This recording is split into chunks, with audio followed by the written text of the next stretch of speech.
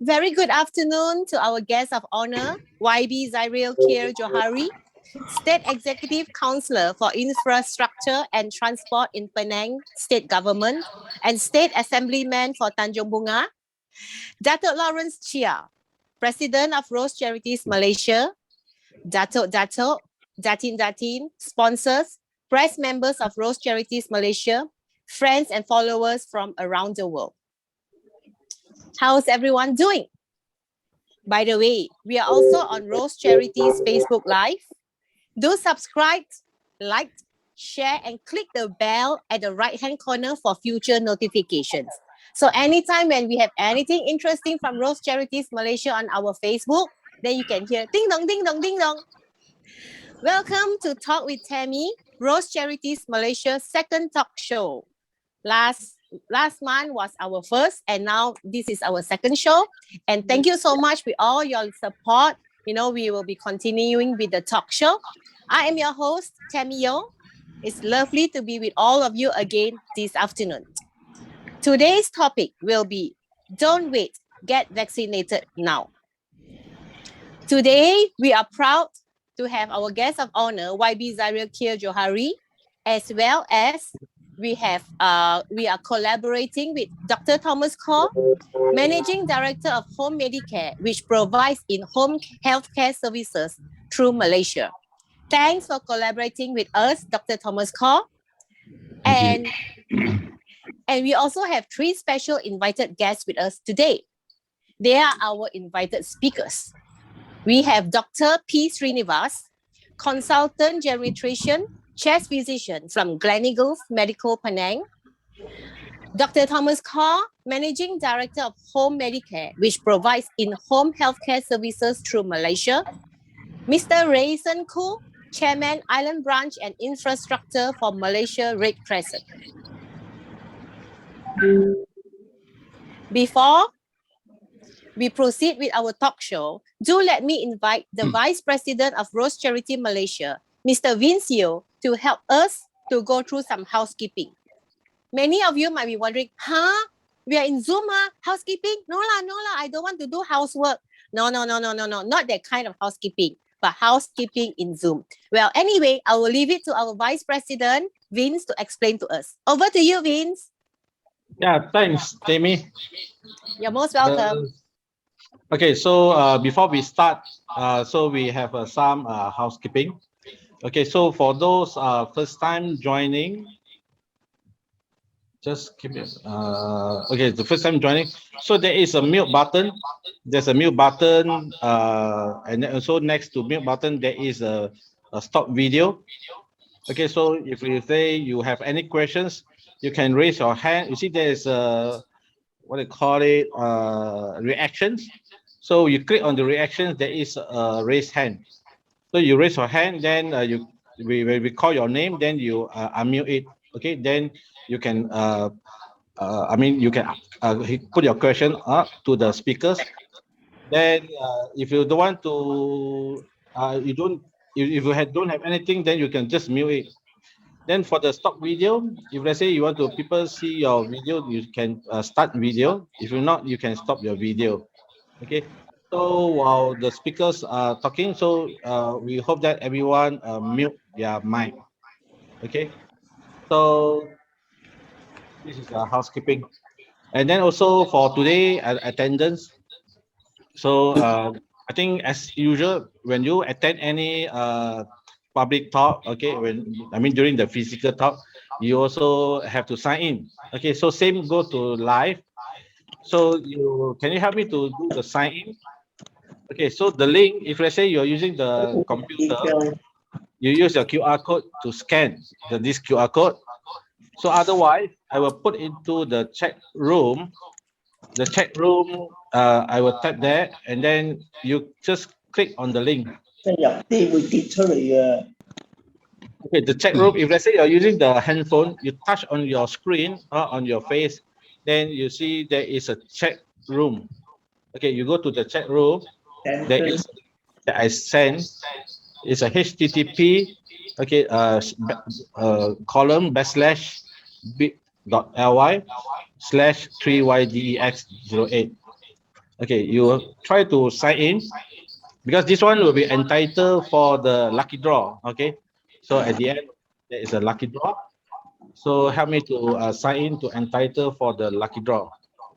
So we give you some maybe 2 minutes to sign up.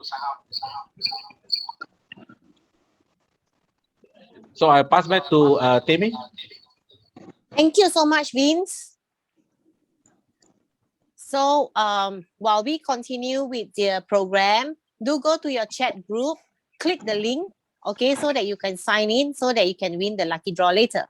All right, ladies and gentlemen, do sit back, relax, and stay to the end to win the lucky draw prizes. And also, only those who stay to the end of the talk show will be entitled for the lucky draw.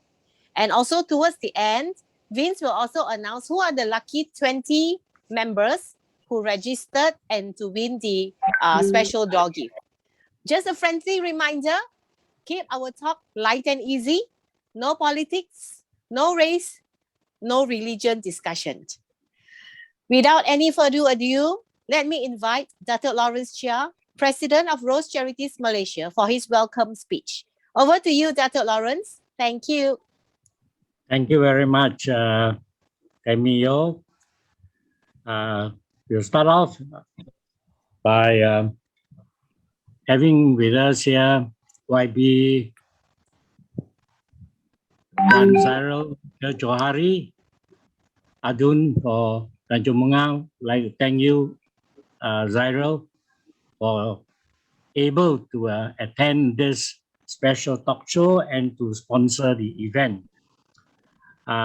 Our Dr. Srinivas, consultant geriatrician, our Dr. Thomas Kaur, Managing Director of Home Medicare, Mr. Raisin Koo, Chairman District Island Break Present, distinguished guests, Dato Datin, ladies and gentlemen, and members of Rose Charities Malaysia.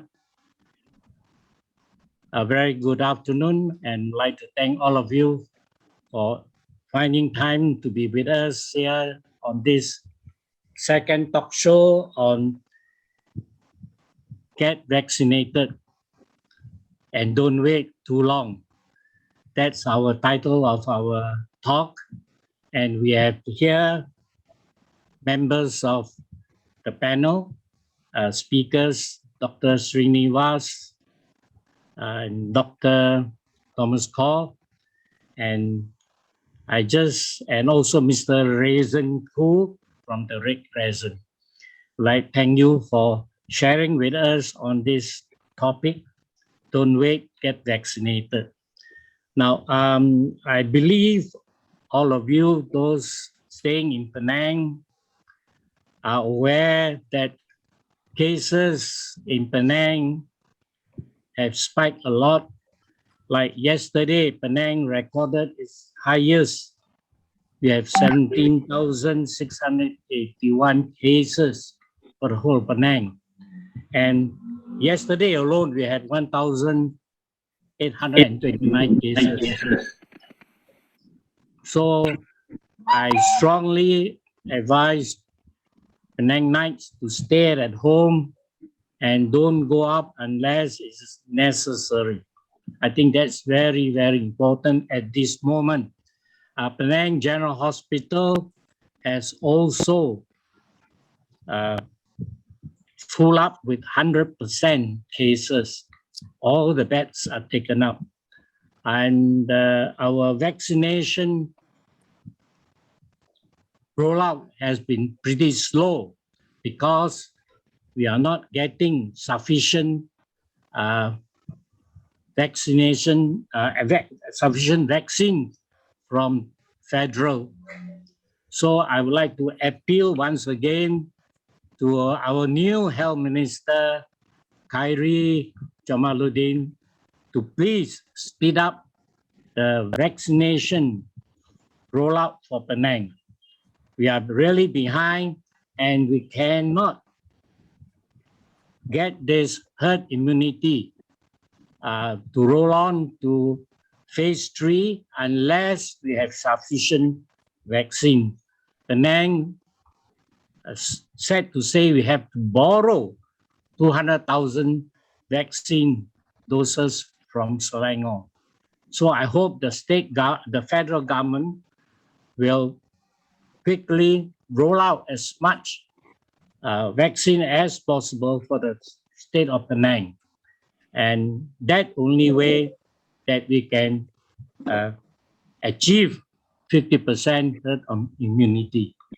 With that short message, I would like to once again thank all our invited guests, our speakers, especially our Yang Berhormat Tuan Zairul Johari for coming here to officiate at this special session on Don't Wait, Get Vaccinated. With that, I would like to once again thank all of you for coming and sharing with us on this special occasion. Thank you very much. Thank you very much, Dr. Lawrence. A very short speech, but very meaningful, straight and direct to the point. Thank you so much. And next, I am proud to invite our guest of honor, YB Tuan Zairil Kir Johari, State Executive Councillor for Infrastructure and Transport in Penang State Government and State Assemblyman for Tanjung Bunga, to share with us a few words. Over to you, YB Zairil. Hi, thanks, Tammy. Okay, Yang Berbahagia Datuk Lawrence Chia, our two speakers today, Dr. Srinivas and also Dr. Thomas Orr, Mr. Rayson Koo, the Red Crescent Chairman, and all the other distinguished guests today. I saw Dr. Annie as well, and not forgetting Miss Tammy. I'd like to thank, first of all, everyone for welcoming me. This is my first time on Talk with Tammy, but not my first time on the Rose Charities program. I would like to offer my congratulations to both Rose Charities and Home Medicare for putting together this very important talk, where we listen to two medical experts explaining to us the importance of getting vaccinated. I think the title of the program says it all. Don't wait, get vaccinated now. I think just from that one line, it shows how critical vaccination is. The fact that we are having this program as an online program through Zoom, it really shows how the pandemic has affected us. I can't remember the last time we had, like normal, regular activities. I think it's been more than 1.5 years of pandemic, and things are not getting better, as Dr. Lawrence said. We look at the numbers yesterday, 22,000 cases all over the country, and 300 over people died, unfortunately. This brings the total to about 1.7 million cases in the whole of Malaysia, and 16,000 people who have died from COVID-19. Now, I would like to just briefly, I looked at this Bloomberg COVID resilience ranking. So Bloomberg, what they have done is they have ranked 53 countries. These are all 53 countries with a certain net worth, above a certain net worth. So in terms of how their economy and their society has been able to deal with the COVID-19 pandemic. So they call it a resilience ranking. So if you're top in the ranking, it doesn't mean you don't have cases. It's not a ranking of highest or lowest cases. It's a ranking of how the economy and the society is able to deal with it. So even if you have cases, but if you're able to manage them, manage the healthcare system and open up the economy, then you'll be ranked quite high. So I was looking at a ranking, and of course, unfortunately, Malaysia ranks 53 out of 53. So actually the worst out of all the countries. And it's been a big drop because if you look at the ranking in January this year, we were actually 16 out of 53. And I think we can remember at the time we were not doing too badly lah. But unfortunately, the situation is such that we are actually the worst performing out of the 53 countries. But more interestingly, if you look at the best performing, the top 10, out of the top 10, 9 are European countries, and one more is Singapore. So what has, what is the difference between these 10 countries compared to those that are not doing very well, like Malaysia, Thailand, Indonesia, all ranking very low. 49 to 53 are basically all Southeast Asian countries, unfortunately. But what is the difference? The difference really is only one thing: vaccination. Vaccination is the difference. The fact that most of these European countries have achieved herd immunity, or something like that. They have achieved a very high number of fully vaccinated people in their population. In the UK, 78% are fully vaccinated. I think close to 90% have at least one dose. So with that, with vaccination, they are able to open up the economy. Now, having vaccination doesn't mean there are no cases. In the UK, I was looking at the number earlier. Yesterday, they reported 38,000 cases. But despite having 38,000 cases, their economy can open, people can go out, people can go to work, restaurants can open, businesses can move on. Because the number of hospitalizations are actually not very high. The number of deaths are also not very high. This is because of vaccination.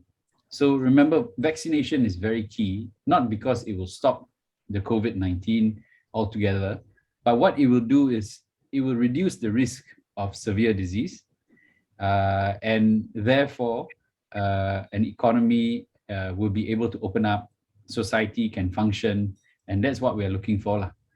Because end of the day, COVID is now endemic in societies. We can't run away from it. It's going to be there. I think Lee Hsien Loong, the Prime Minister of Singapore, said it as well. It is endemic. It's going to be there. From time to time, there will be outbreaks. It will be like dengue. There will be some people who will not survive it. But in general, if you can control the number of hospitalizations, control the number of severe illness in ICU and so on, then basically you will have the disease under control. So as we said, vaccination is key. Knowledge is also key. The problem is there are lots of misinformation out there. There are I'll give you an example. I sit on the board of one of our government companies, which has a lot of staff. This company employs more than 1,000 workers. And when we tried to do vaccination, we found out there were 18 out of the 1,000 over who refused to be vaccinated. They are basically anti-vaxxers. And we are now trying to get them counseling to try to advise them and looking for ways to incentivize those who already got vaccinated and maybe come up with some disincentives as well for those who refuse to get vaccinated. And often people don't get vaccinated because there's misinformation. They read something on Facebook or WhatsApp, or their friend told them that, all sorts of stories of people taking the vaccine or whatever. But I think it's important to listen to real facts, not fake news. That's why today we have two doctors to share with us the real facts, not fake news. And these are the facts that we need to share and spread on WhatsApp and Facebook, not the fake news. So that's another thing that we need to be cautious about. Don't simply share and forward things that we get on Facebook and WhatsApp, because not most of the time, a lot of it is. I also don't really understand why people make fake things and spread it. Many times you get the daily numbers and they are fake news. Almost every day I will get one fake version of the daily numbers. I don't know who is so free to actually sit down and come up with all that, but we can play our part by not sharing. And lastly, I'd like to echo what Dr. Lawrence said. End of the day, it's about vaccination supply. I think Penang State Government, we have played our role by ensuring, setting up and facilitating the setting up of many PPVs, which are vaccination centers all over Penang. We have the capacity to deliver the vaccines. The problem is sometimes the supply is not enough. So we really hope the federal government can really step up to give us the necessary supply so that we can ensure the delivery. The capacity to deliver is there. Unfortunately, sometimes the supply is short. So thankfully, Selangor, because they have extra, they have agreed to loan 200,000 vaccines and basically also donate to us an additional 20,000. So we'll be getting 220,000 vaccines from Selangor. I think these are Sinovac. And this will obviously help us since the federal supply is a bit slow. So, well, that's all I have to say. You guys came here to listen to the doctors, not really to me. So thank you very much for having me here, and congratulations to Home Medicare and Rose Charities. Keep up the good work, Dr. Lawrence and his team, Vince, and so on. So have a good webinar ahead. Thank you very much. Thank you so much, YB Tuan Zairil Khair Johari. And remember, ladies and gentlemen, if it's fake news, don't share. If you have not been vaccinated, please register. And later we'll listen to what our doctors will have to say. Thank you again, once again, YB Tuan Zairil Khair Johari, our guest of honor. Next. Ladies and gentlemen, please switch on your video because we are going to have group photography. So before we proceed with our talks with our invited guests, our specialists, our doctors, do switch on your video. Put on your happiest smile. And then we don't say cheese, we say, so we don't say cheese, we say vaccine. Same also, when you say vaccine, there comes with a smile. Ready? We take the 2 shots. Okay. Okay, 1, 2, 3. Another one. 1, 2, 3. One more time. 1, 2, 3. Okay, thank you. Thank you very much. Rose Charities have a lot of talented multitasking members. So, you know, our vice president, besides handling the technical stuff and all that, he can be our photographer as well. So we are all multi-talented members. Well, let's continue. We talk with Tammy this afternoon. I would like to invite our first guest speaker. We're sharing how to manage COVID-19 at home, especially for the elderlies. Ladies and gentlemen, give a big round of applause for Dr. P. Srinivas, a consultant geriatrician from Gleneagles Medical Penang. Over to you, Dr. P. Srinivas.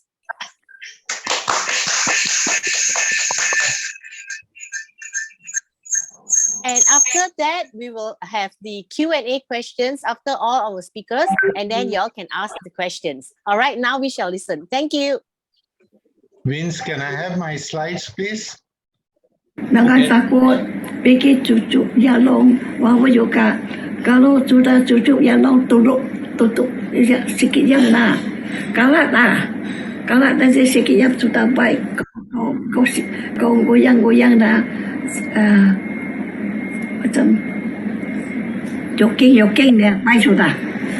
Jangan susah, tidak apa-apa. Mabut kau mau makan mabut, kau pikir cucuk jalong no. Kalau tidak kau jangan susah kan. Banyak orang mati itu tidak ada cucuk jalong.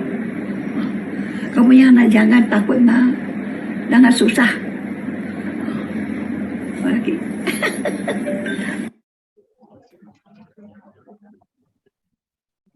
Thank you, Vince, for the video. Thanks a lot for the organizers for inviting me, Rose Charities President, Vice President, Dr. Lawrence and Vince, and thanks for allowing me to share the importance of vaccination in this, in the elderly, especially during this SARS-CoV-2 pandemic. Okay, so I'm going to try to make it as simple as possible so that we all can realize the importance.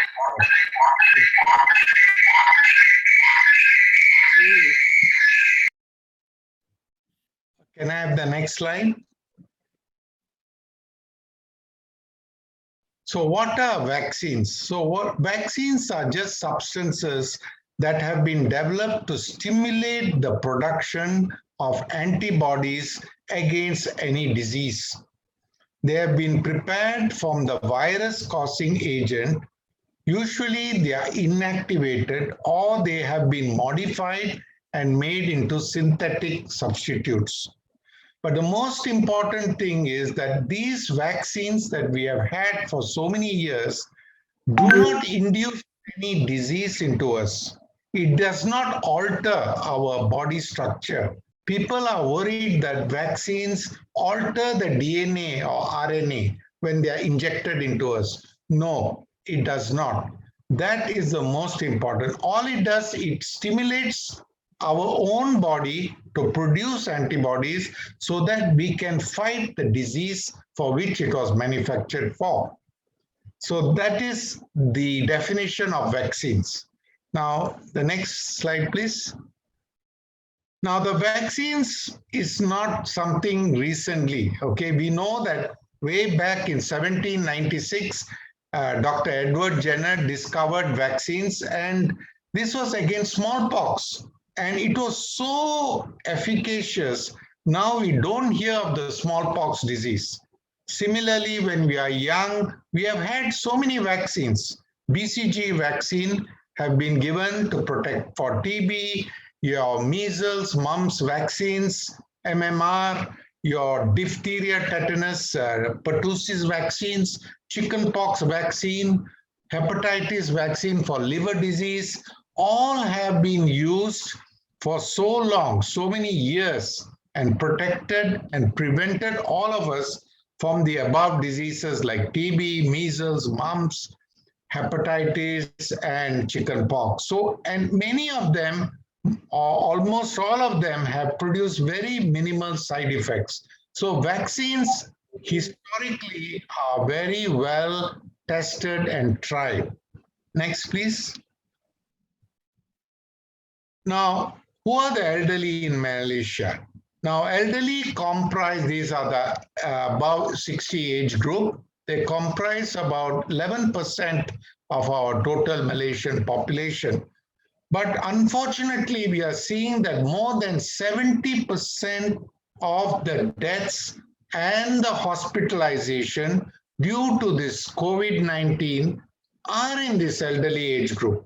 So basically, we are talking of elderly as a very high-risk group that needs to be protected. And often elderly have multiple problems. They have high blood pressure, maybe heart problem, generalized weakness, mild stroke, arthritis. So they are a very frail population. And the high risk of COVID infections occurs in them because easily they can go into pneumonia, strokes, heart attacks, and kidney failure and other medical complications. Now, even if the elderly are very lucky and they only get the first two, category 1 and category 2, and able to survive the COVID infection, many of the COVID survivors have developed what we call as a long COVID syndrome.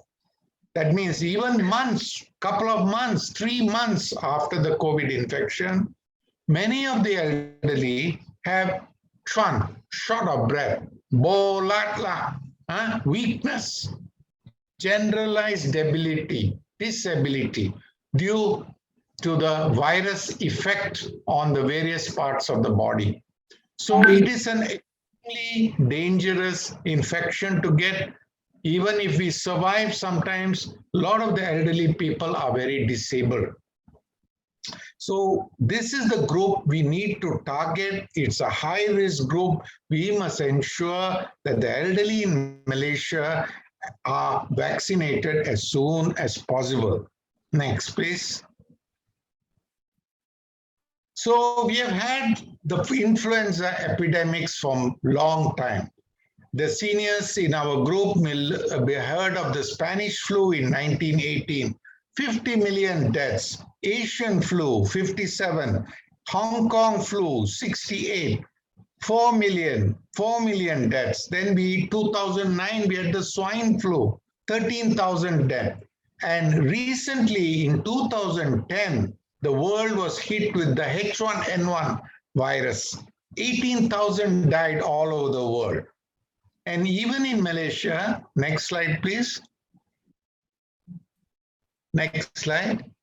We know that the flu is attacking Malaysia between the June, July, and December, January.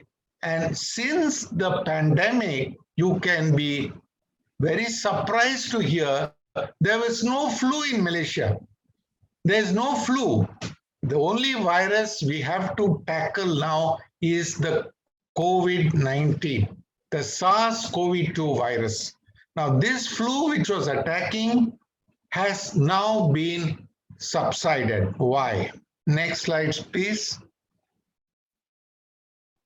As you know, just to remind you that in 2010, there's a Straits Times cutting showing that 14,000 confirmed cases in Malaysia. There were already about, at that time, about 100 deaths were already recorded. So this flu was a big problem 10 years ago. But what did we do? What did Malaysia do? We started the influenza vaccine. Make sure every year, most of the susceptible people got flu vaccine. Next slide, please. So vaccination for the flu has been highly successful. You know, there's inactivated kill vaccine, and it is already got ready by June, July, and a lot of people have been coming for the last 10 years, vaccinating in the clinics and all of Malaysia. And the vaccination has been proven very successful. Next slide, please. 70 to 90% protection against clinical disease, 40% reduction in hospitalization, 35 to 75% reduction of death during this influenza season. So this has proven to be a very, very effective vaccine. And Dr. Lawrence knows that over the 10 years or 20 years since I've been here, we have been giving talks to the elderly about the flu vaccine, and the uptake has been really, really good. And we have been managed to cut down people getting flu and being hospitalized due to lung infection. Next slide, please. So there is no doubt that much of research has shown that the influenza vaccine in the elderly has proven without any doubt to reduce death and the morbidity associated with pneumonia and other infections related to the flu virus. So this has been a success story so far in the 10 years after the H1N1 attacked Malaysia. Next, please. So the flu vaccine was so well tolerated. Of course, there were mild reactions like fever and arm pain, but that's all. But it was so well tolerated and such a good success. Next, please. So we were lucky, although we got the pandemic hitting us last year. We were so lucky by early February, March, we were able to get 3 types of vaccine into the Malaysia. Pfizer, which is a nucleic acid or mRNA platform-based vaccine. We have AstraZeneca, which is a viral vector vaccine, which is using an inactivated adenovirus vector to get. And we have the Sinovac, which is the most popular, I think. It's an inactivated vaccine, which is quite popular in Malaysia and very widely taken up without many side effects. So these are the 3 vaccines now available in Malaysia. Now let me go into it a bit detail. Next, please. So the COVID vaccines, all the 3 have found to have minimal side effects. In our own hospitals, in various PPVs, many vaccinations in the worldwide, 15 billion doses of vaccines have been given worldwide. Okay, and they have protected the general people from getting symptomatic COVID-19 infection. And not only you are getting protected, it reduces the risk of transmission to your close family members and others in public, because now there is a problem that many people with COVID are asymptomatic. They are carrying the virus, but they do not have any cough, no flu-like symptoms. They may be going around in the public, and unfortunately, they may not be wearing a mask at a particular time, and the airborne spread of this virus may be occurring. So if you are doubly vaccinated, you will not get it and you will not transmit it to other people. And once you and your family are vaccinated, you have the advantage of visiting each other. They can receive a son to visit him because he is doubly vaccinated. His son, his daughter, also doubly vaccinated. You could meet. And of course, you could visit and dine in. And there are a lot of advantages now for those who are doubly vaccinated to go out and have your char kway teow in your famous restaurant where the SOP is in full force. Now, we are unfortunately also having the mutant COVID-19 Delta virus spreading in Malaysia. Now, this is an extremely infectious strain. That means one person can infect 8 other people. The normal strain, one person can infect 4 people. But if you have the Delta around you, it can infect 8 people. So it's an infectious strain. The viral load that is present in the nose or the mouth is so high. So even more that the elderly now should be aware that these mutant strains are around. So it's very dangerous. So we need to protect ourselves by the vaccination. And all the 3 vaccines have a very good effect in reducing the risk of serious disease. And that's very important, as Tuan Yang Berhormat Zairil has just spoken. It reduces the risk of serious death, hospitalization in the COVID virus hits you.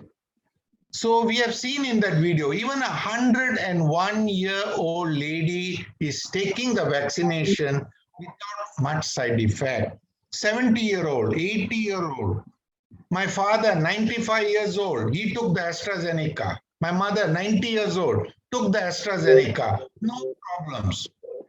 So it is, don't listen to rumors. Listen to the medical personnel.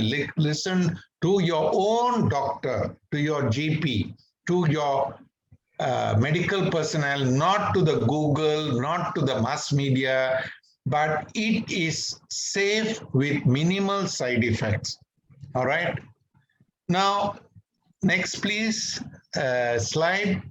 Some people say, what, doctor, if I'm not vaccinated, what is my risk? Suppose I don't take it, what will happen? Number one, you are 3 times the more risk of getting asymptomatic infection. You may get it, you may not even know it, and you may be spreading it to other people, your loved ones in your home. 8 times more likely to get symptomatic. So more chances of you getting fever, cough, and the category 1 and 2, and you may get worse. And 25 times more likely you being an elderly person. Right. And lastly is the most serious thing. From 35 times to 95 times, meaning that this 35 times, if you have no illness, if you are a fit 60-year-old, no diabetes, no hypertension, nothing, still you are not vaccinated, you have 35 times more the risk of suffering long-term morbidity. But if you have diabetes, high blood pressure, kidney disease, you definitely have almost 100 times the risiko terlalu tinggi of suffering from long-term morbidity and death. So why do we want to take this risk of being unvaccinated? They definitely got some side effects which are very mild, like arm pain, a bit of fever, bit unwell for 2 days after the vaccination. A bit of Panadol and good rest will be all right. But do we want to undergo this high risk of not being vaccinated? I don't think we need. So I think in the question and answer, there are a lot of questions you may want to ask. I have limited to 15 minutes. So this is my last slide. And I hope, next slide, please. I hope I can conclude by telling you that as Yang Baroman Tuan Zairil has spoken, this is the best strategy to protect the public, especially our elderly Malaysians, from COVID-19 infection. Of course, it doesn't mean that once I'm vaccinated, I can take off my mask. Mask wearing, social distancing, we can't meet in the public without the mask. We need to wash and sanitize our hands. That all has to go on for probably a couple of years. But we may need this vaccination as a start off. And widespread vaccination can reduce the transmission, prevent the new Delta and all the mutant virus coming about. So let me finally end by encouraging, please, all our elderly, get vaccinated, continue the strict SOP, all of us go towards herd immunity so that we can come back to some normality in our day-to-day lives. Otherwise, we will listen to the news of high infections, we feel very sad. All right, so let us change our strategies to ensure everyone needs to get vaccinated. Okay, and with that, the last slide is my thank you slide. Thank you for your attention, and we'll take the question answers later. Okay, thank you. Thank you so much, Dr. P. Srinivas. And then I believe all of us have, you have actually 100% of our attention, and many questions are in the chat group, waiting to ask you during the Q&A. So thanks once again, Dr. P. Srinivas, consultant geriatrician, chest physician from Gleneagles Medical Center, Penang. Are we ready for our second speaker? Dr. Thomas Kaur. He's also Penang State Executive Councillor, and he'll be sharing on the importance of COVID-19 vaccination. Over to you, Dr. Thomas Kaur. Hi. Yeah. So actually, I'll be talking about how to manage COVID-19 at home. And then the importance of the vaccination was Dr. Srinivas's. Anyway, so yeah, next slide. Next slide, please. So, how do we manage and who do we do the home quarantine for? So close contact is when an individual is infected with COVID or has been in the presence of someone with confirmed COVID-19 case, less than a meter for about 15 minutes. You see, so that was the old criteria. Now, with the Delta variant, in 15 seconds, you can catch COVID. So who could you catch it from? Whether it's a member of the same household, whether it's someone in the same apartment block, whether it's your next door neighbor, whether it's in the workplace. A lot of the COVID-19 spread is in the workplace, in the factories, in the offices. Going to the dentist, you can catch COVID-19. Going to your favorite sundry shop to buy the newspapers, you can catch COVID. Going to see mom, going to see dad, going to see your family. That's why it's such a big problem, and it's the only way out is vaccination. Next slide, please. So, okay, I'll just cover a bit on this category 1, 2, and what it means. So home care, MOH allows category 1 and 2 patients to be looked after at home under home quarantine. Category 1 is when there are no symptoms. Category 5, on the other end, is when the patient is fully ventilated and is the extreme end of the disease. Category 2, they show mild symptoms, your fever, your loss of taste, smell. Category 3 is when there is lung infection. And category 4, lung infection, which requires oxygen supplementation. So you can, and 5 on the extreme end.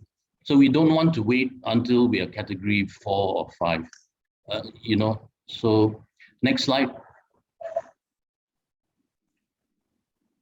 Next slide, please. Yeah, so why this recent explosion of COVID-19? Why? Because of the Delta variant, explained already by Dr. Srinivas. This variant is very infectious, and it does not discriminate whether you're rich, whether you're poor, you're black, white. It doesn't discriminate at all. And so, the evolution of the virus. I mean, we've had this virus for years, and it's a global problem. Where richer countries are hoarding the vaccines, and then they can open up earlier, and poorer countries get it later. So, it is, the Delta variant comes from India, and India produces so much vaccine, but it was only for export.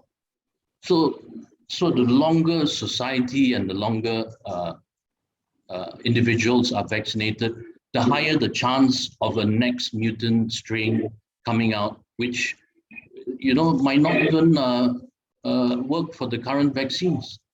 So I mean, there's talk of Lambda variant and Epsilon. So the great importance of everybody being vaccinated and nobody being left behind is very important.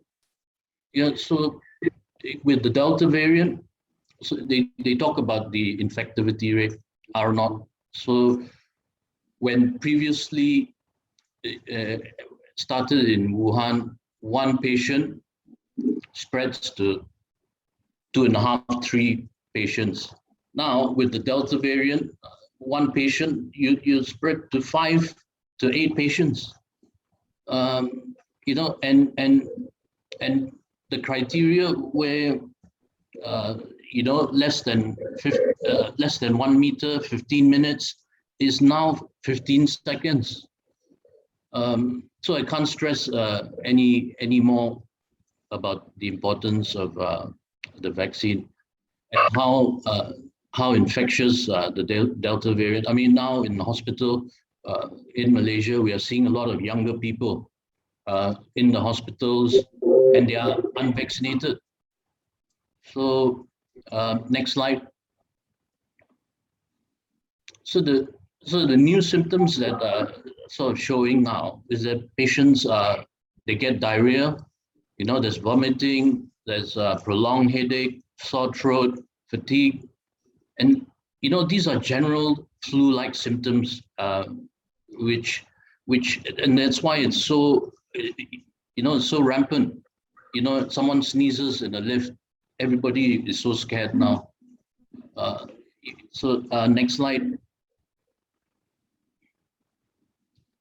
So I just want to play the clip of our DG, Dr. Noor Hisham, on July 15, and then you just listen to him, and there's fear behind his voice when he talks about the Delta variant. Can you play the video with our good Dr. Noor Hisham, please? Dr. Thomas, I think I can't play the one.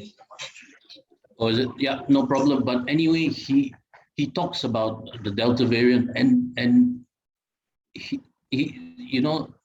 the same how infectious it is, and it just takes 15 seconds to catch the vaccine, and he stresses on the R0, the infectivity rate, where 100 COVID patients can potentially spread to as many as 800 other individuals, and why it's worrying is that a lot of the foreign workers also have it, and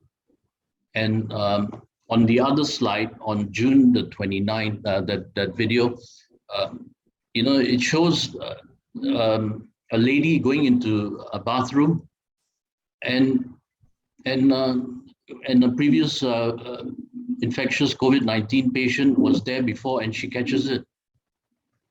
Next slide, please.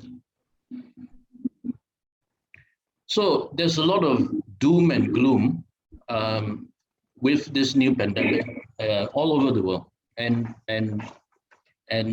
especially Malaysia now, and in Penang with the recent high numbers.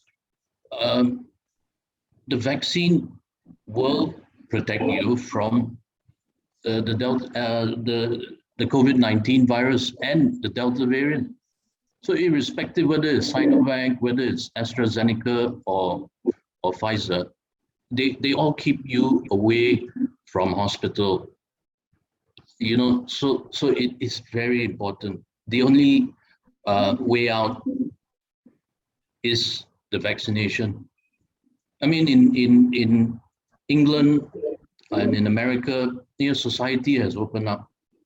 The numbers are high, yes, but the hospitalizations due to severe COVID has dropped significantly. You can dine in the restaurants in the UK, and so we need to get everyone vaccinated. Nobody should be left behind. Next slide, please. So, okay, back to how we manage COVID-19 at home. So basically category 1 and 2 can be done at home.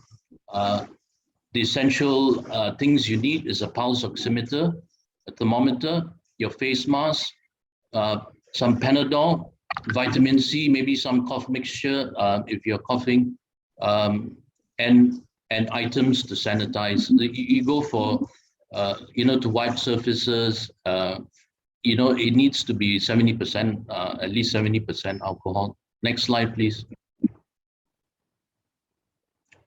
So what's a pulse oximeter? It's a device that you put on your finger and make sure there's no nail polish, or and it measures the oxygen concentration in your body, and you need to be above 95%. Anything below that, 94, it's an indication to go to hospital. Next slide. So your room, ideally ensuite bathroom, and then the room should be ventilated. Make sure in the household, there's no pregnant women or any cancer patients, and you select one person that you trust completely, whether it's your father, your wife, your brother. That person will be your lifeline, and always be contactable. Have your telephone, and the telephone number of the emergency ambulance that takes you to the closest hospital, and have that on speed dial. No visitors, and basically you need to be in contact with that one person to look after you. Okay, next slide, please. So the general do's and don'ts in the home environment, they're pretty much common sense. You don't have your sneezing and coughing hygiene. When you sneeze and cough, do it into a handkerchief or a tissue. Don't share your bathroom with anybody. Don't share utensils, your plates, your cups, and have a separate. Do your laundry separately from the rest of the household. If you have to speak to KKM or somebody comes close to you, double mask and keep. Although they say 1 meter, keep at least two meters apart. Do not go out and exercise or go to the pharmacy to buy medication. Your chosen partner will do all of that for you. Next slide. So you treat the symptoms like the general flu. If there's a headache, take some Panadol. Fever, some Panadol. If you're coughing, Diflam or some cough mixture. Sore throat, your lozenges, and then make sure you're hydrated. Drink plenty of water and eat nutritious food. We try and get in about 45 minutes of exercise a day also. Next slide. Also the warning signs and that's why you have to have that phone and that emergency number on speed dial, because it can collapse. You can collapse at any time. I mean, I'd like to share this story two months ago where grandson passes to grandmother and grandmother passes to my nurse for home care. And obviously grandmother had to be rushed into ICU the next day. And my nurse, 36 years old, female, unfortunately was not vaccinated. And at midnight on day 4, she collapsed at home. SpO2 was in the 80s, and it took me half an hour to get an ambulance to her and send her to hospital. So I'd like to thank the Red Crescent also. They did a very good job in that time of need. So, but the warning signs to look out for is this shortness of breath. You know, when you can't even finish a sentence properly, and it's your lips turn blue and there's distress. You will know when someone is short of when they go into this stage. So the pulse oximeter is there also to check your SpO2 levels. And when someone doesn't pass urine, it comes to that stage, the kidneys are failing. And so you don't want it to reach that stage. Next slide. So once you've been in close contact with someone with COVID-19, go straight to do a RT-PCR. That's the gold standard for COVID-19 detection. It's a swab test, and it will take 24 to 48 hours. So once you've been in close contact, stay at home, do the test, stay at home, and when your result is out and it's positive, MOH will call you in the next to inform you what to do. The hotline is swamped, as you all know. So be responsible. Stay at home. They will MOH when they call, so they will be in CAC centers where they will monitor you. and also get you to update your MySejahtera daily. But your selected person that will look after you is your lifeline. Next slide, please. So yeah, Dr. Srinivas did talk about long COVID, and you know, sorry. Sorry. Yeah.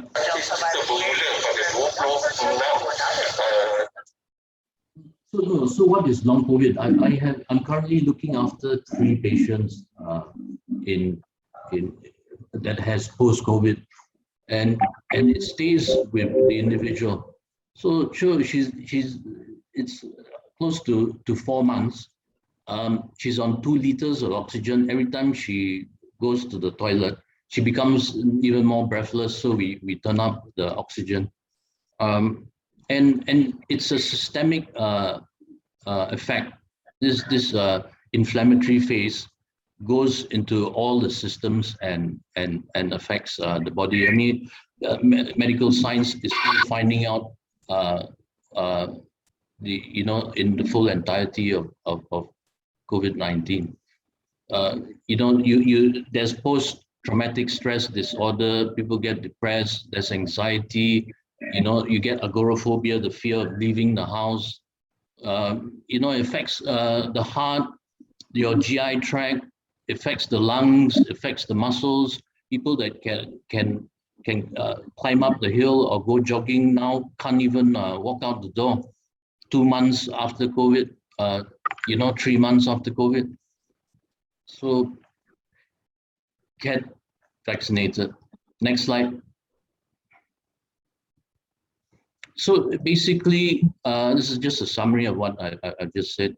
Home, once you've been in close contact, and it's now, you walk into a Grab taxi where there's a patient there previously, you could catch COVID.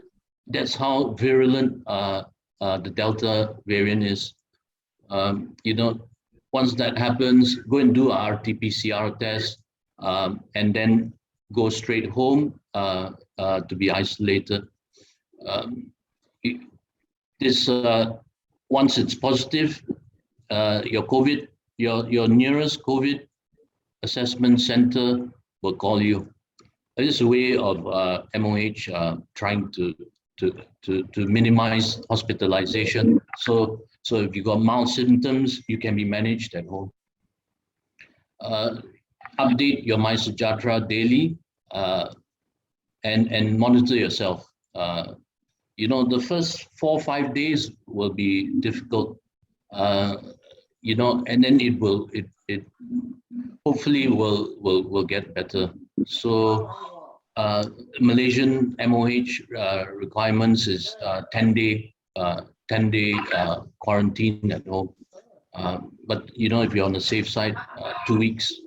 This Delta variant is still a lot unknown about the Delta variant.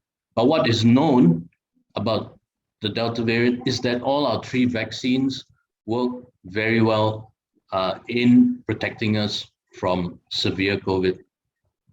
So next slide, please. So with that, I urge those that haven't been vaccinated to get their vaccine.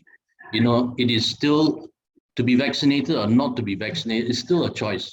You are not forced to be vaccinated. And yes, the social media, and yes, all this negative news of how it's affected some individuals from the side effects of the vaccine. But if you do not get the vaccine, and the longer you wait, another mutant variant is going to come out, and we'll start all over again. So please get vaccinated. Thank you. Thank you. Thank you very much, Dr. Thomas Kaur, Managing Director of Home Medicare, which provides in-home healthcare services through Malaysia, and Dr. Thomas Kaur from Home Medicare, thank you so much also for collaborating with Rose Charities Talk with Tammy today. Thanks, Tammy. And Thanks. yeah, it is a very, very educational sharing you did just now. And a lot of, there are some members and participants already asking questions.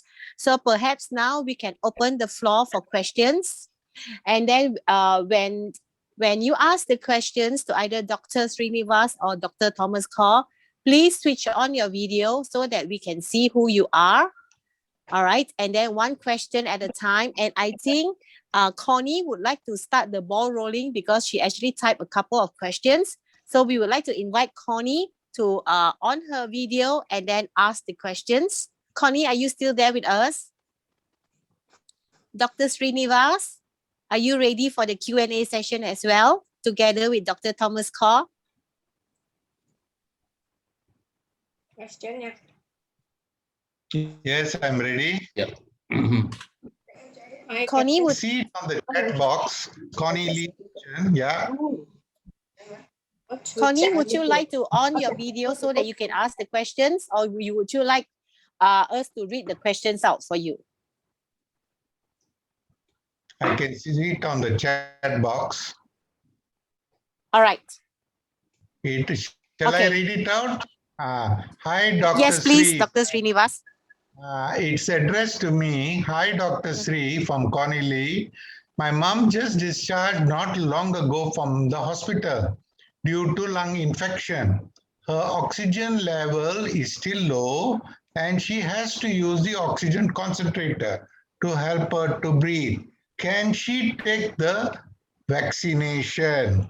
Okay, this is a very important question because your mom, I think, is very elderly, probably had a lung infection, but she has improved. Now, to get the vaccination, you need to take her to a particular place or center. If the oxygen is still low, it may not be advisable at this stage. I think she should improve. Then when you go back for a follow-up with your own doctor, then the doctor will say, okay, now she's well. Her x-ray, the pneumonia has cleared, the lung infection has cleared, oxygen now is quite good. Then you can go for the vaccination. Now you said her oxygenation is still a bit low. Maybe to take her to a PPV or to a clinic or somewhere to get the vaccination is not a good time. Let her be stable. Check with the own doctor who was discharged from the hospital when you go for follow-up. X-ray is good. She's much better. Oxygen now 95%. She's quite well. Then you can go to a nearby clinic because many clinics in Penang are offering the vaccination, or you can go to a PPV center and get the vaccination, not when she's still not so well. I hope that answers your question. Thank you very much. I would like to say my apologies to Mahesh Warren Mutia. She actually was she actually wrote the first question. I missed her out. So Mahesh Warren, her question is, Doctor, if pregnant mama vaccinated, is the baby protected? If yes, how long or need to vaccinate baby too? Do we need third vaccination to fight VOC Delta? This is the question from Mahesh Warren. So which doctor would like to answer to her? I can take the question. Now, definitely all pregnant women definitely need to be vaccinated. It's safe and the pregnant lady is vaccinated. Now, when she delivers the baby, usually the baby also has the antibodies. Most likely, the baby also will have the antibodies, just like the mother. There will be transmission of antibodies. Now, studies now are in progress in young children up to the age of 12. How these antibodies, how long they last, whether they need the vaccination. Now there is a lot of research going on in this very young group. That means 1-year-old, 2-year-old, 3-year-old. Now this is a very population that not been studied. So we do not know yet whether the young baby, but definitely the young baby has got the protection. But how long it will last, whether they need, we're not sure. Now, from 12 to 18, we know that age group already they need vaccination. All right. And that is going to be started at some stage. Now you're asking about the booster jab. I think this is everybody wants to know, should we get booster and how do we know that we need the booster? Okay, we look at studies overseas. After the vaccination, we all get antibodies, but there is a decline in the antibodies after 6 to 8 months. So basically, in many countries now who have done research, after 6 to 8 months, they have started booster vaccination for certain population. Number one is the elderly. Number two is the healthcare professionals who are treating COVID and are like us, healthcare workers. So it has been now, boosters have been reserved for that group and only few countries. But the problem, as young Baromat just said, is the vaccine availability. So like Malaysia, also we are considering about boosters.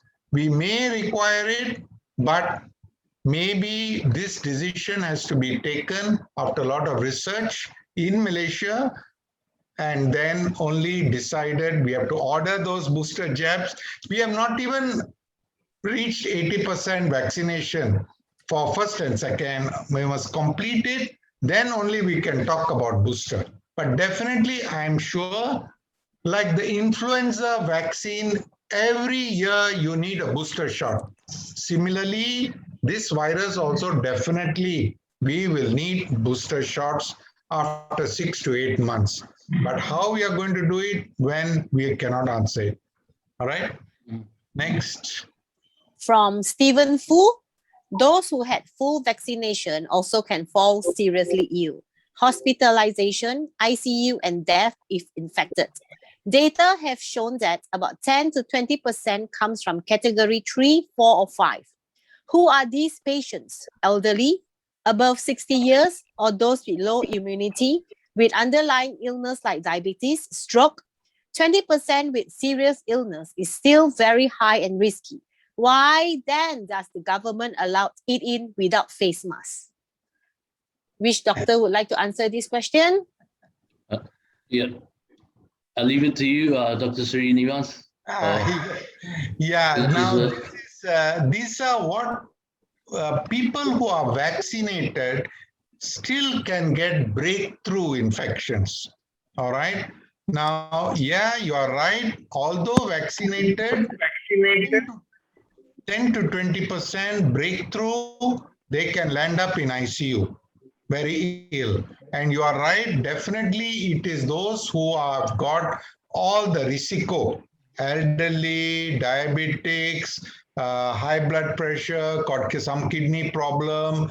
They have been vaccinated, but probably we feel they have been exposed to the mutant Delta virus. That is why they have deteriorated and have to land up in the thing. Now, why does the government allow eating without face mask? I don't know how we can eat without the face mask. To lift it and eat, a bit difficult. But vaccinated people can dine outside, I think. But I think that the ventilation of that place is very important. So that is why in Penang, although vaccinated people can dine out in certain restaurants, the ventilation is very important. Okay. So indoor dining with the aircon on with no exhaust, and you have somebody with the Delta mutant virus there, you may get it, although you are vaccinated. But if you are in outdoor restaurant, outdoor sitting, or a well-ventilated restaurant, you can eat without your mask. The safety issue is much more. So we have to balance all these things. If you want to dine out, better outdoor. indoor. Delta mutant is there, very infectious.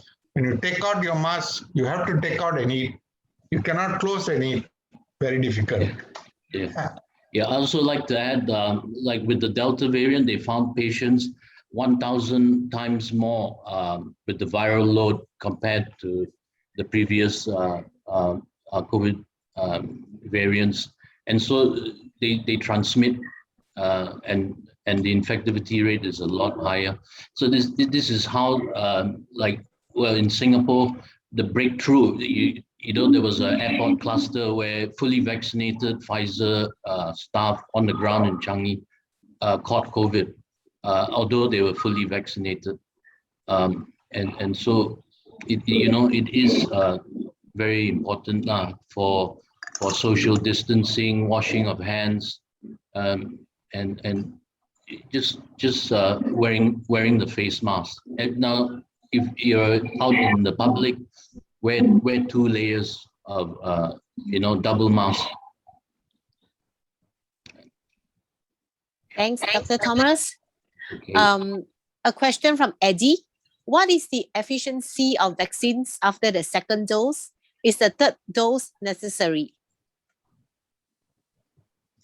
Okay, I think I've already answered the second part. The booster doses definitely will be required at a stage after 8 months in most individuals. Already 3 or 4 countries have started the booster vaccination in immunocompromised people and healthcare workers. Okay, many countries are going to roll that out, but it all depends on the availability of the vaccines. Do we have the stock? The rich countries have the stock. The poorer countries may not even have the idea of a booster dose for another year. So there is an inequality in the distribution of vaccines. Now, the efficiency rate after the second dose in prevention is very good. Most of the 3 vaccines have achieved very good efficacy. And especially as Dr. Thomas said, most of them have about 80% over efficacy in preventing hospitalization and serious illness. And that's what is most important. The efficacy varies between Sinovac.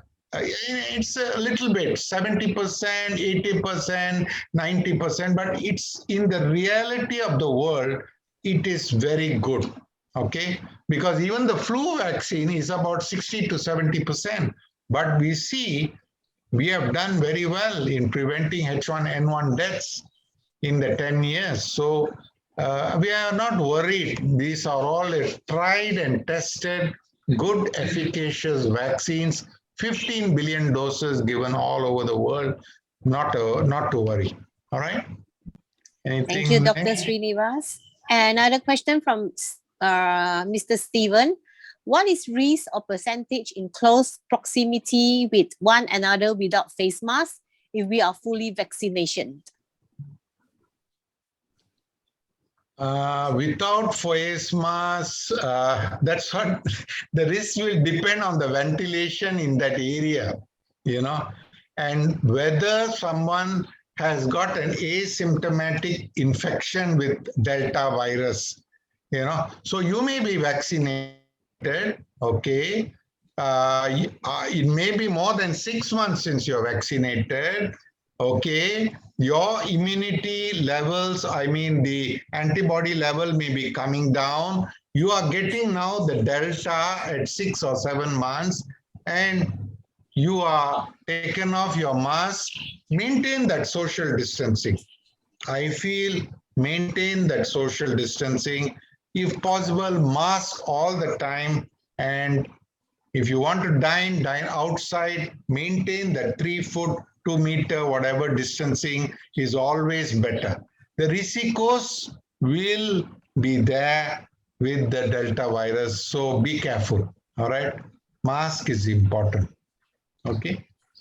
Thanks, Dr. Srinivas. And this question is from Connie for Dr. Thomas. Her question is, you mentioned SpO2 should be above 95. What about elderly age 93 and above?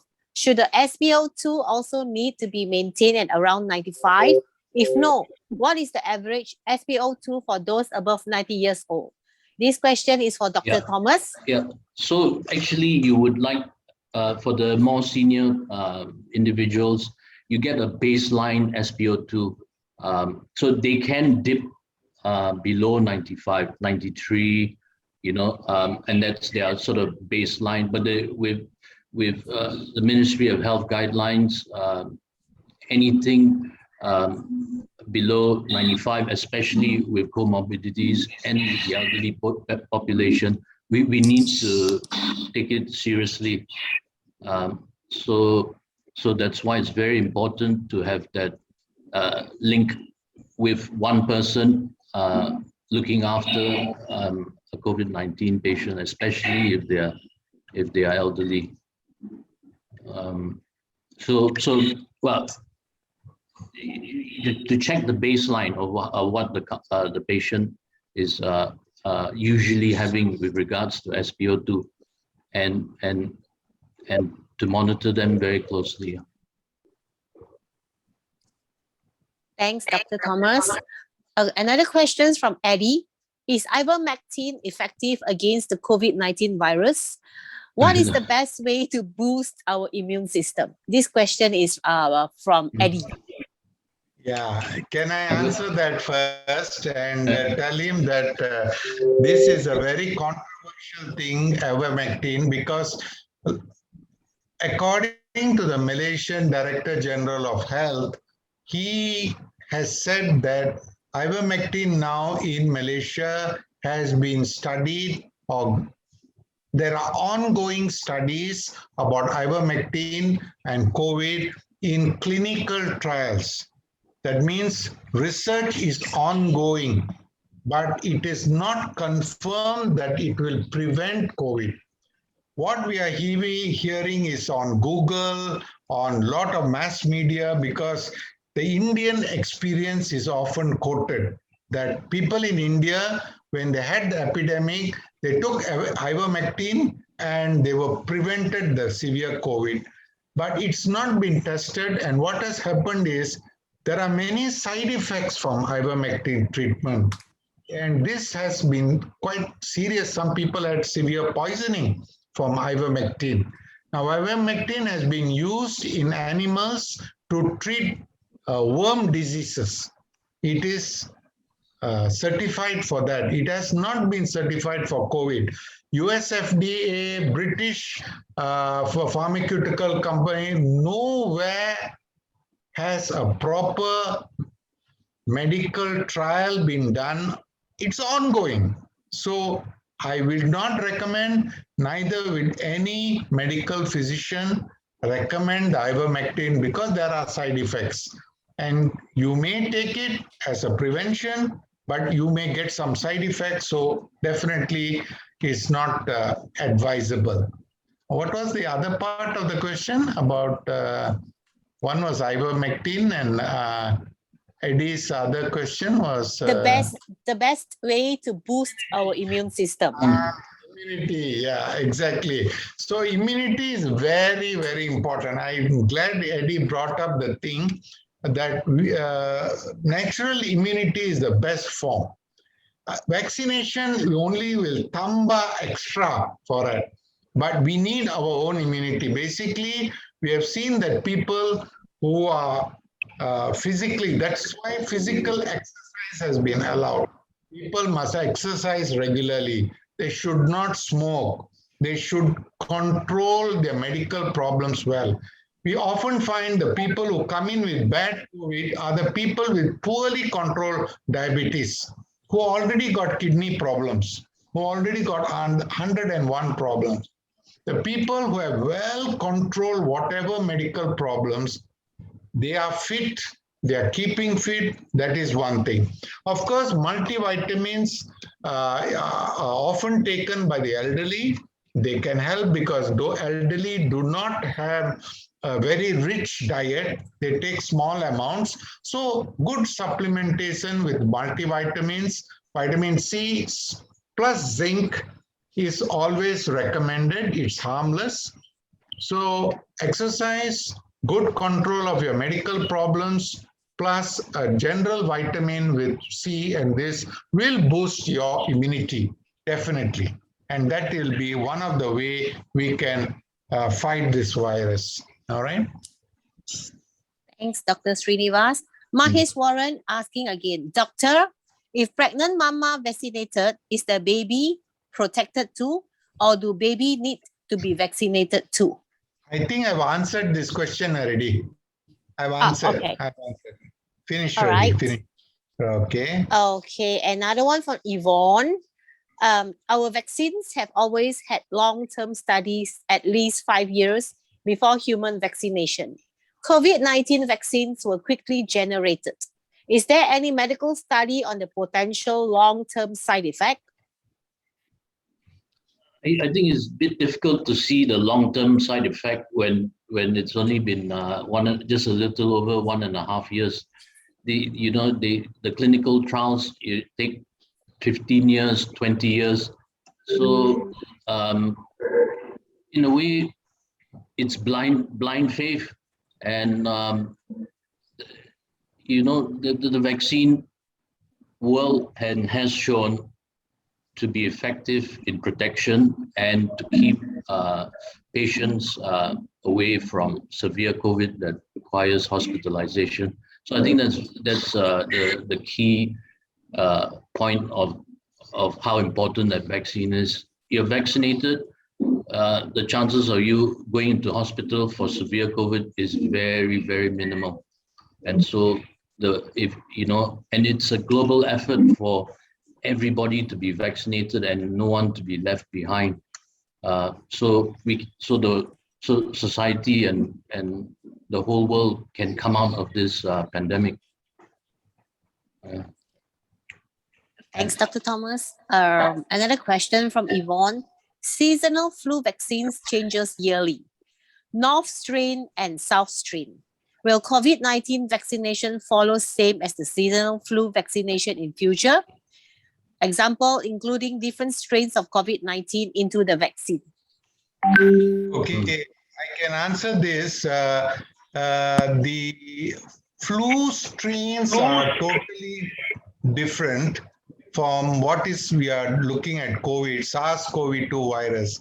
I don't think there will be north and south and all that. There is one SARS-CoV-2, but what they are trying to do is the vaccines are trying to be tweaked. Like in US, they are trying to tweak the vaccine so that they can address the mutant spikes in a more definitive way. All right. The SARS-CoV-2 structure is different from the flu virus structure. So what they are trying to do is they want to tweak the vaccine so they are more effective against these mutants that are arising. Okay, so but I think there may be changes in the vaccine formulation, hopefully, but there'll be only one type of vaccine. There'll be one type of Pfizer, one type of Sinovac, one type of AstraZeneca, but some tweaking in terms of their molecular structure or whatever may be done by the scientists, depending on the virus strains. So it may be an yearly affair. There may be some tweaking to be done, but nothing like north or south. It's the 3 or 4 vaccines. That's it. Yeah. Okay. Next.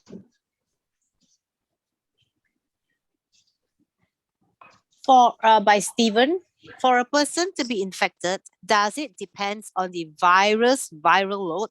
Example, if we speak with a person for less than 1 minute, there is less viral load and compared to 5 minutes or more.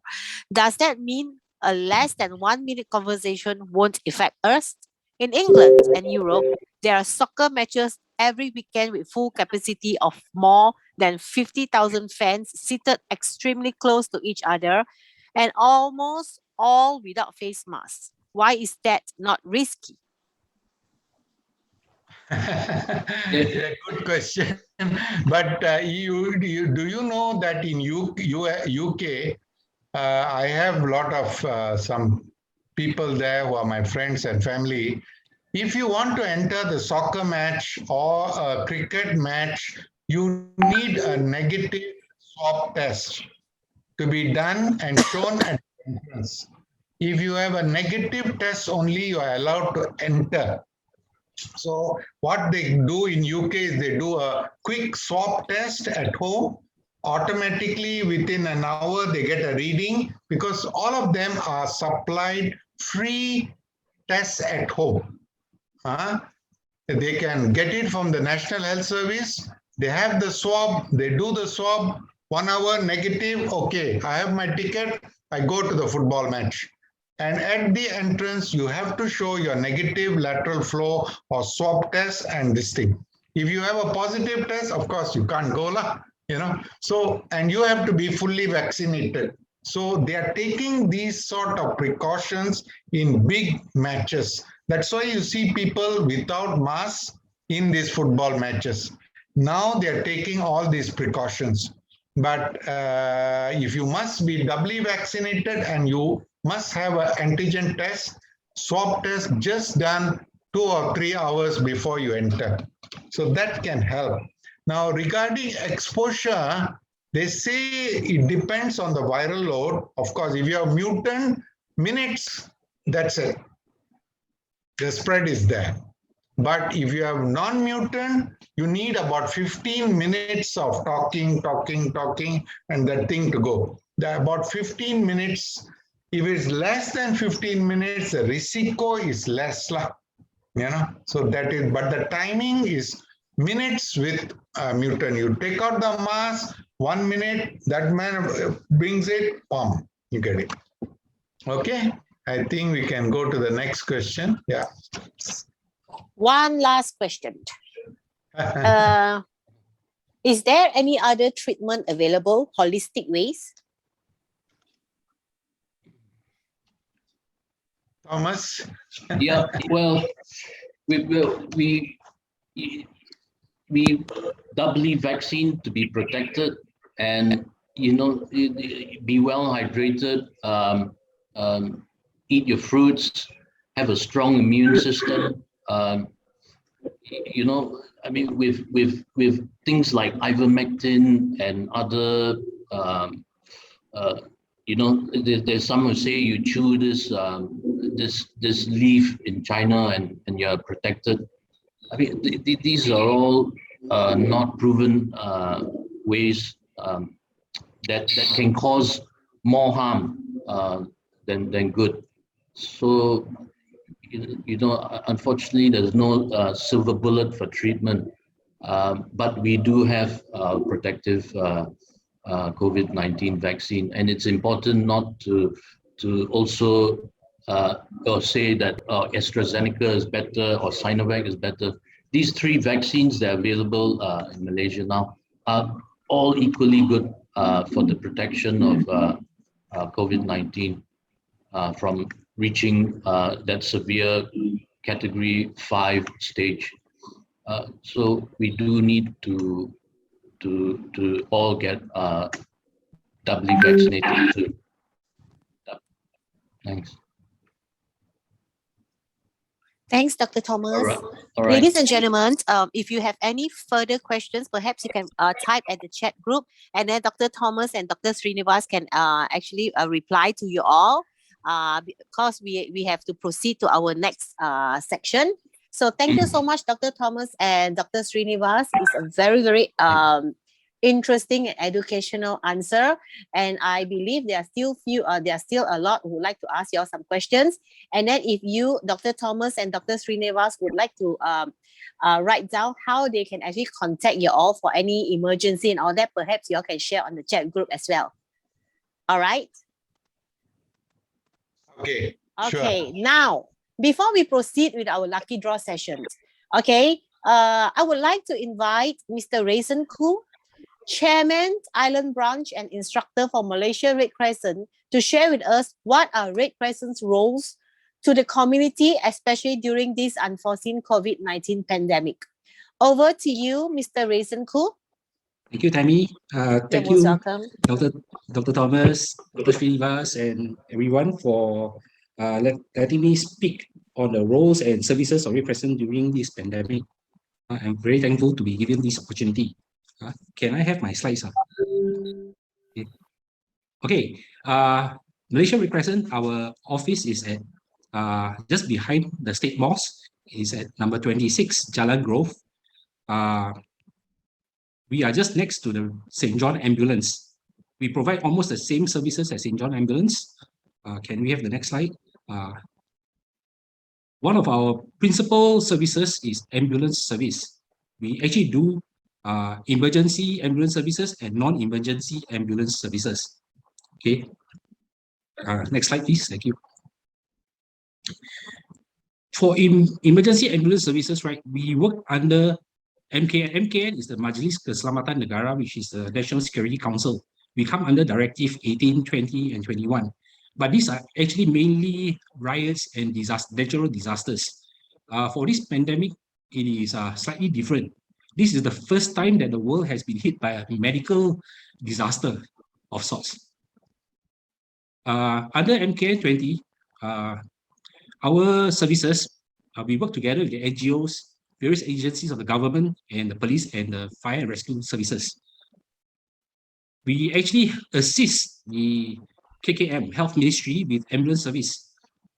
We do emergency medical services under the 999 emergency calls system, but each state's emergency services head decides on how far or what the structure of the service is going to be like. In KL, our emergency services, our ambulances support COVID cases. But here in Penang, we do non-COVID cases, meaning that we actually do support post-COVID patients, but those who are actively COVID, we do not do. We also support welfare department and other relief agencies when they are carrying out their duties. Okay, next slide. Okay, for ambulance, I actually have to stress that the hospitals are now operating at 130% capacity. Even at HPP, Hospital Pulau Pinang, the GH Penang, they have expanded to areas which are actually outside of their normal wards. The outpatient section has already been converted into wards, and within a day they've filled that. They've actually moved out to Masyarakat Penyayang, which also I believe is also filled. In the state of Penang, every day around 30 ambulances from KKM operate every day. We have about 1,800 cases of COVID a day. So if every case is attended to by an ambulance, each ambulance would need to service probably 60 cases a day just for COVID and COVID and non-COVID cases. So that is actually an impossible number. That's why the hospitals are also filled early. So they have to select who they are able to help. Previously, when somebody has shortness of breath, like Dr. Thomas has said that you measure using a pulse oximeter, at probably if the SpO2 is 92%, the hospitals will then assist, But it is not the case nowadays. Nowadays, 95 to 98 is for a normal person. For a smoker, the lungs may be not functioning as well, or a senior person, 93 to 95 is acceptable, but then anything below 93, although it's manageable, in the past they would have gone to hospital. But nowadays, because of the capacity of the hospital, they actually accept people who are actually below 90. So if you are in hospital and having COVID, and you have reached a stage where you are no longer transmittable, you can no longer transmit the virus, and you are able to achieve oxygen levels of above 90, and you're stable there, they will then discharge you. But the road to recovery is actually much longer than that. It's probably 2 to 3 months, or in a senior person, could even drag to 6 months. So this is where the pulse oximeter is important. You can monitor your oxygen levels when you are recuperating at home, because many have been found to suffer from hypoxia, a drop in oxygen, or in the case of when they coin it in the US, happy hypoxia. You don't have any symptoms, but your oxygen levels actually drop. So this can be supported through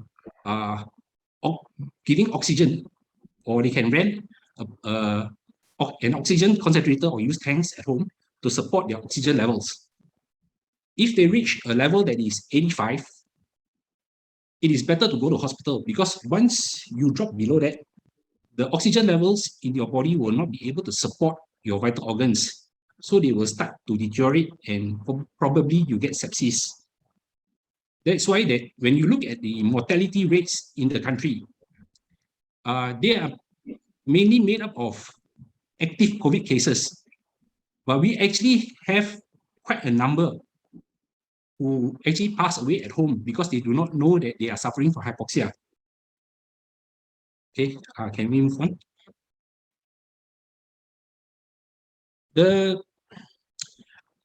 This talk is actually to get people to take vaccination.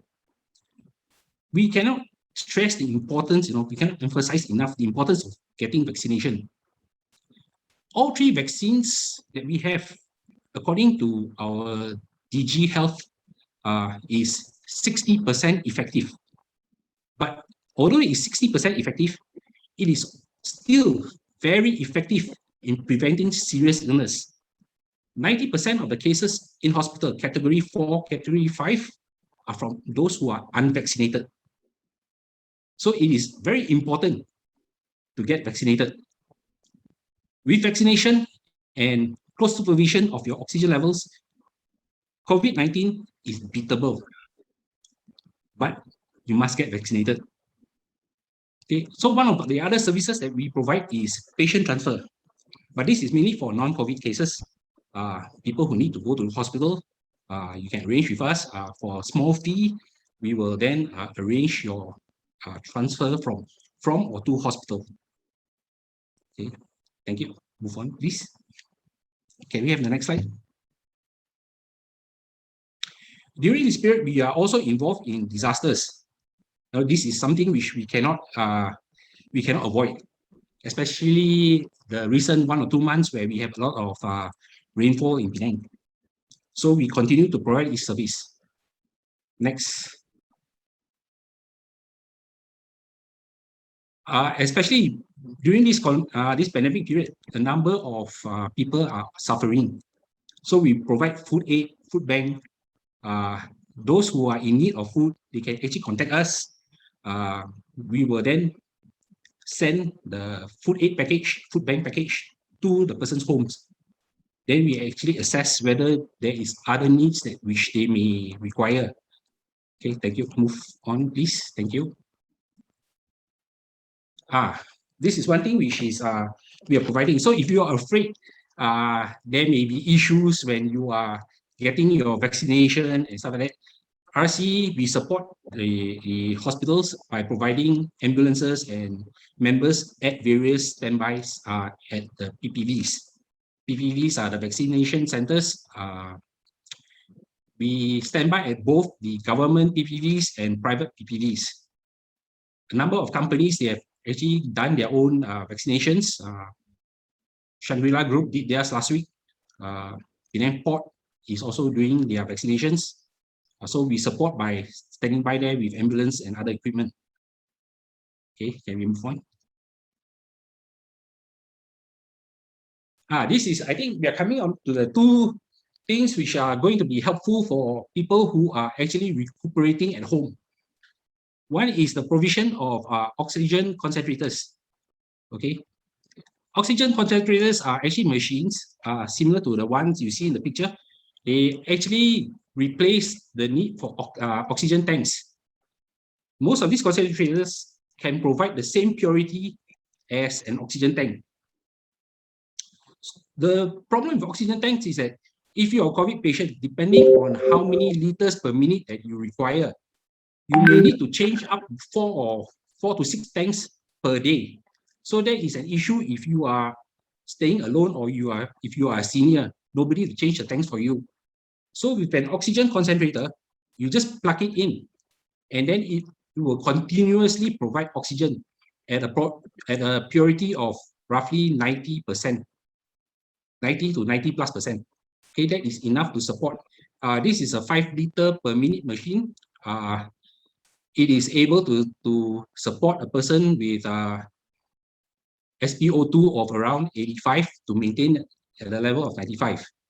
But although this machine can support somebody who has SpO2 that is slightly lower than 85, we actually strongly suggest that you go to hospital, because we do not know whether your condition will take a turn for the worse, and then the doctors can actually monitor your vital organs.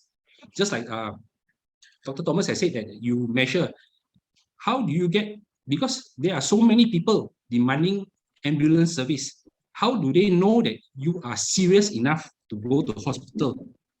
This is where your pulse oximeter reading comes in useful. When you call 999, you inform them of your pulse oximeter reading. So they, on their side, are able to assess whether you are really in need of an ambulance. And then they will give you priority if there is your oxygen levels are low enough. So if you got everybody with pneumonia will suffer breathing difficulties. So you tell them, I have shortness of breath, breathing, but they do not know exactly how bad you are. So when you tell them, my SpO2 reading is now 88 or 86, then they will know, yeah, you really need an ambulance now. They will give you priority. They will tell you how many more are ahead of you. So roughly you will know when the ambulance will come. Okay. Okay, next. Can we move on? This is also another important point for seniors. In KL, we have already started mobile vaccination. That means we go home to do the vaccination. This one actually comes under my Sejahtera as well. For a start, in Penang, we intend to roll out this service next month. In KL, they've actually reached 80% under the Jabatan Kebajikan list. So for a start, we will also do Jabatan Kebajikan list, but seniors can actually sign up with us. This service is provided free of charge. It is linked to My Sejahtera. When we have done the vaccination for you, we will update your My Sejahtera as if you have gone to one of the vaccination centers. To qualify for this service, you need to be bedridden or wheelchair bound. But the good thing about this service is that if you qualify, everyone in your household who have not received a My Sejahtera appointment will also be vaccinated. That means if you have a helper or you have a family member who is not vaccinated, when we come, we will also do the vaccination. But if they have received a My Sejahtera appointment, they cannot cut the queue, because we actually have to put in our request for vaccine. So, we will check with you how many have not been vaccinated, and then we'll put in a request. When you have an appointment, your PPV would have put in a request for vaccines. So we do not want duplication and wastage. Because once we have calculated correctly, we have drawn, if it's Pfizer, we have drawn the vaccine into a syringe. The vaccine will last for about 6 hours in the box at 2 to 8 degrees Celsius. So we do not want wastage. Okay. Other than that, we are also doing training. The next slide, the last. We are also doing online training. If there are people who are interested in learning about CPR or other courses, we can provide that. Certain courses we actually is more for public knowledge than for certification. So if you are interested in learning about CPR when times are better, when we are able to meet face to face, RC is willing to provide training for public CPR. Okay, thank you.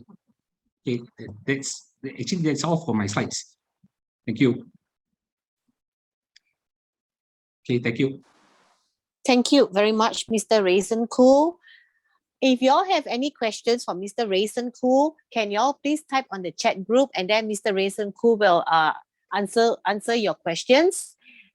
Thanks again, Mr. Rayson Koo. And then now we shall go for the next session, which is lucky draw. Have y'all signed up the link that Vince shared just now? You need to sign up to the link, then only you're entitled, your names will appear at the spinning wheel. All right, today's lucky draw is fully sponsored by YB Zairil Kir Johari, State Executive Councillor for Infrastructure and Transport in Penang State Government and State Assemblyman for Tanjung Bunga. The lucky draw prizes are face shield. It's actually a goodie bag. Inside there is face shield, face mask, and hand sanitizer. YB Zairil, are you here with us? He left? Okay. So Vince, are you ready to do the spinning wheel? And then first we shall, when you spin the wheel, before you spin, first we shall invite Dr. Srinivas to say like 3, 2, 1, spin, or 1, 2, 3, spin, then followed by Dr. Thomas and then Rayson, all right? Okay. Just give me a minute. Sure. And if you all still have any questions to ask Dr. Srinivas, Dr. Thomas, or Rayson, do put in your questions at the chat group, and the doctors and Mr. Rayson will reply to you all at the chat group. Okay, I think before we go to the lucky draw, so I have to announce that. Okay, for the first 20 people that registered through the event link, so this is a lucky name for the 20 people. Okay, so the lucky draw will be ready to be collected. So y'all can come over to the Rose Center next Friday to collect your lucky draw, lucky doggy lah. Okay. So so we Congratulations to the lucky 20 winners. So next time when we announce, do register faster register. Then you can get goodie bags. All right, Vince? Yeah. For those registered, sign in for the attendance for today. Wait on. Can you see the screens or not? But we still have the gray tick at the right-hand side. Yeah. You just give me a minute. I try.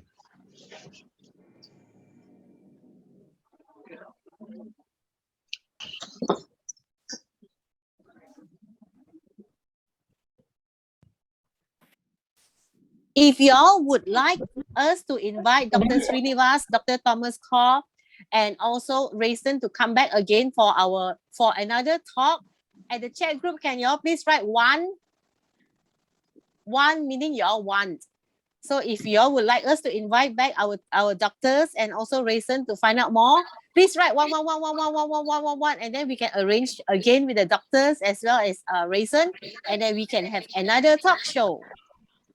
Wow, many people says 1.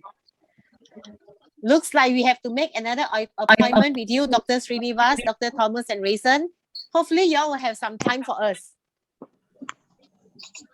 Okay, so I think we can start. So I don't know why I can't remove the gray area. So but it's okay. Dr. Srinivas, can you start the ball rolling? Can you say 3, 2, 1, spin? 3, 2, 1, spin. Are you the lucky winner?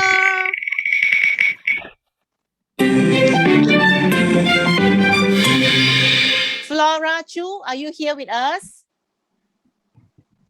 Flora. Yes, I'm here. Congratulations, Flora. Thank you. Next, Dr. Thomas, can you say 3, 2, 1, spin, please? 3, 2, 1, spin.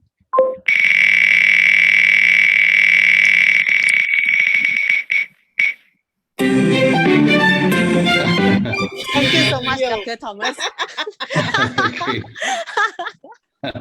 I'll share with you. Thank you. Rayson. Okay, 3, 2, 1, spin.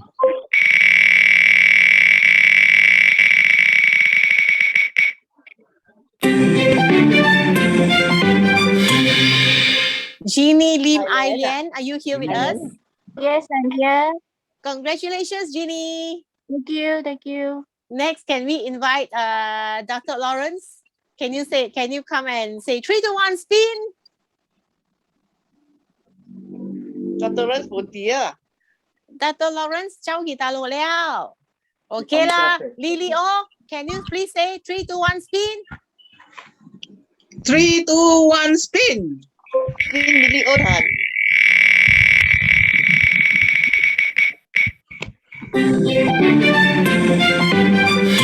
Yvonne, are you here with us? I'm here, but can you give my prize to somebody else because I'm MPKK Tanjung Bunga? So shall we respin? Okay. Dr. Lawrence, yeah. Yes. Respin. 3, 2, 1, spin.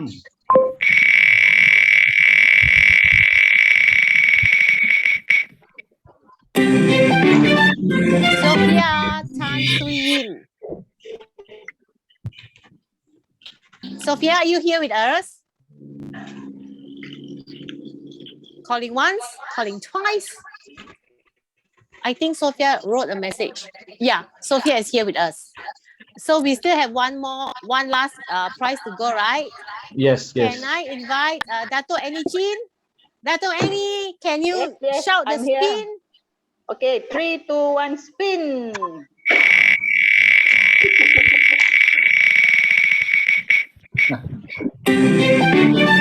Margaret Wong. Wow. Congratulations. Thank you very much. Thank you very much. Congratulations to all the winners. The prizes are all sponsored by our YB today. So Vince will advise us.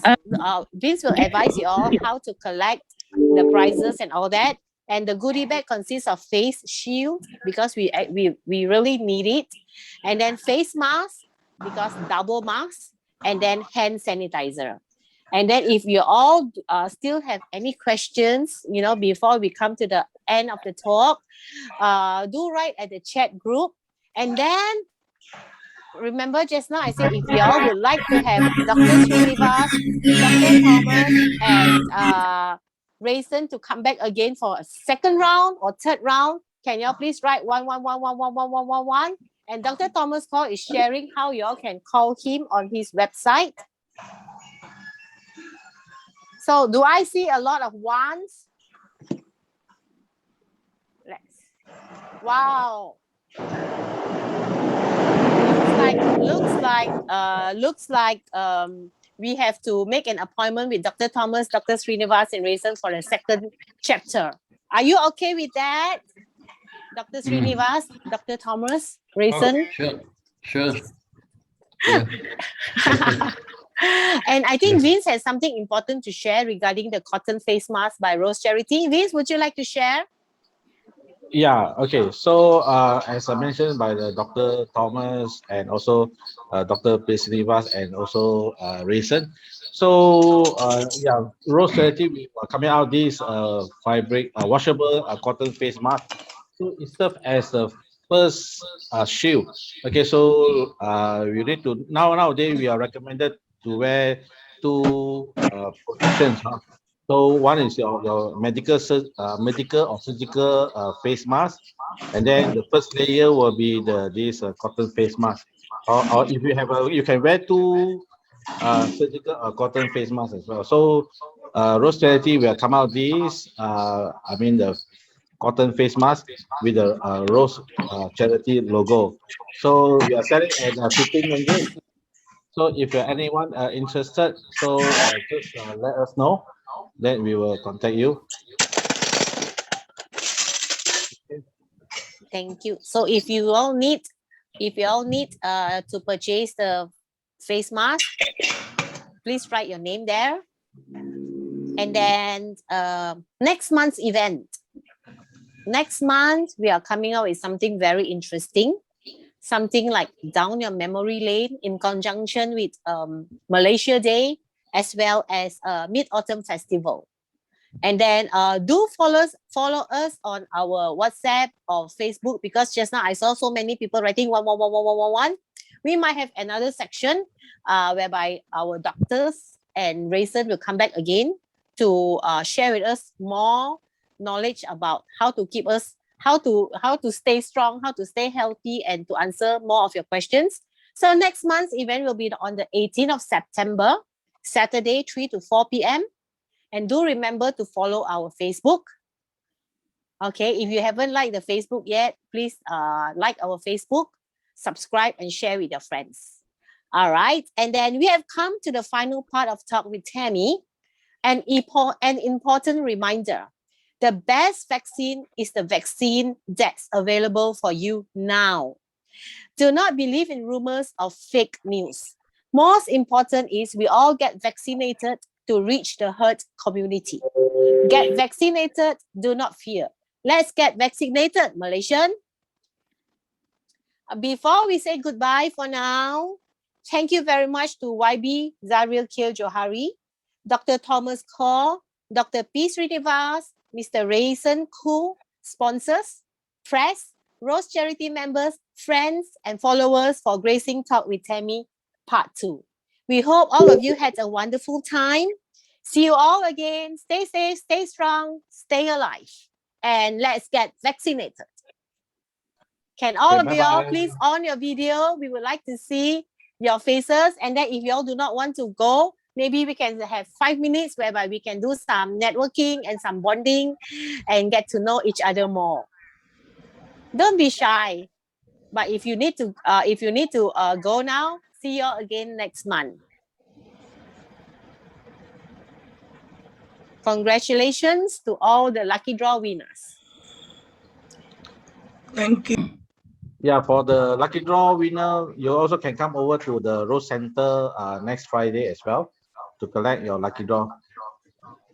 We will announce in our chat room. So basically, from 11 o'clock, 11 o'clock to 2:30. Yeah, Friday. Next Friday, 11 to 2:30.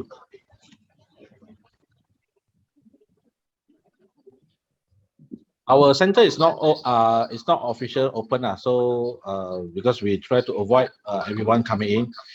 So, but we do have some item selling on that day itself. So, like white coffee, some misua, and also some curry paste. So, do not buy. We have some items on the display as well. All right, I guess it's almost dinner time, and maybe perhaps some of y'all need to go and prepare your dinner. The best is still cook at home, eat at home, because when you go out, you still need to open up your mask, and then, you might be infected in any other way. Right, Dr. Srinivas? Best is still home cook and eat at home? Yeah, you see, he gives us a thumbs up.